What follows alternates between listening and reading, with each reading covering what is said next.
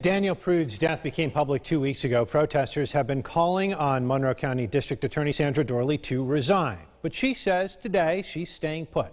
Kayla Green joins us live now from City Hall. Kayla, what did Sandra Doorley have to say about all this today? Adam, Doorley says as soon as she reviewed the death confirmation and summary report sent to her by RPD, she called the Attorney General's office. She says within an hour of placing that call, the case was officially passed over to their office. She says it's been out of her hands since April. Sandra Doorley says she first heard about the encounter days after it happened. She says she was also called the morning after Daniel Prude died. She says her office received the death confirmation and summary report from the RPD on April 16th. Once I reviewed that, it was a simple one-page report.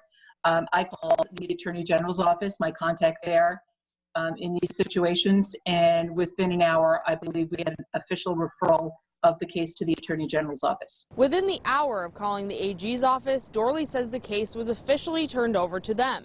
But in an email from Mayor Lovely Warren to Chief LeBron Singletary on August 6th, Warren mentions the district attorney's office completed an investigation.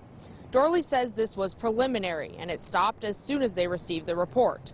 In response to protesters calling for her resignation, Doorley says she's always striving to do better, but won't be going anywhere. You know, we try to do the right thing in each and every case. We try to make, judgment calls based on the evidence, based on, harm to the victim or the effect on public safety, and of course taking into consideration the nature and character of the defendant.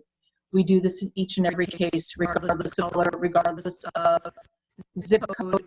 We're looking at ways to do our job better, to make sure that we are working more transparently, that we are working more even-handedly, that we are providing, services to those who need it, yet we're providing public safety to those in our community, because again, we have to make sure that violent offenders are not out there wreaking havoc in our community.